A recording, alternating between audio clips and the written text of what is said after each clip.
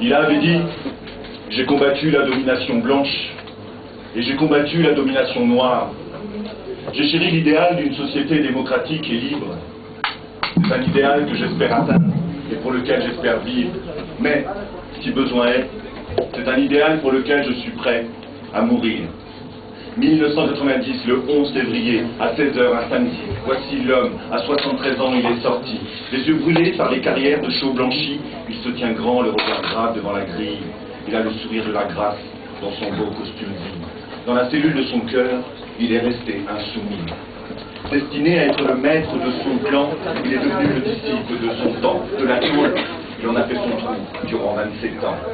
Militant, résistant, désobéissant, y perdant sa mère, son fils, et des larmes de sang. Refusant toute négociation, usant d'une seule équation, un homme, une voix, rebelle à toute tentation, un homme, une voix, fidèle à toute sa nation, pour que la fête ne soit pas seulement une notion. Incarnation interraciale, nation arc-en-ciel. Il avait dit: notre chemin vers la liberté est irréversible. Nous ne pouvons pas laisser la peur l'emporter.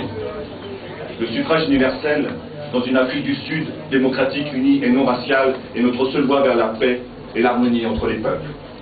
Voici l'homme. Dans le silence de sa cellule, il a scellé sur son sein des mots, valeurs et vérités. Né prince de sa tribu, il est devenu le prince de ceux qui sont nus. Alors que les États et les élus lui dressaient des statues, lui tressaient des lauriers, et qu'il laissait son nom à des écoles par milliers, alors que les puissants lui faisaient la fête, il disait qu'il n'était ni un saint, ni un prophète, insistait sur ses erreurs, ses insuffisances, oubliant les palmes et les récompenses. Il avait dit: je suis ici devant vous non comme un prophète, mais comme votre humble serviteur. C'est grâce à vos sacrifices, inlassables et héroïques, que je suis ici devant vous aujourd'hui. Je mets donc les dernières années de ma vie entre vos mains. 2013. Le 5 décembre signe son décès. Dans la traversée lente de son désert, sur la trace errante de son désir, il a suivi la trajectoire de son destin.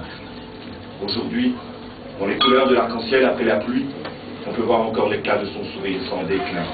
Là-haut, avec des gamins de Soweto, il se tient grand, le regard grave devant la grille. Il a le sourire de la grâce dans son beau costume gris. Dans la cellule de son cœur, il est resté insoumis. Pour les siens de son clan, il s'appelait Madiba. Dans la mémoire de sa nation, il restera Nelson Mandela.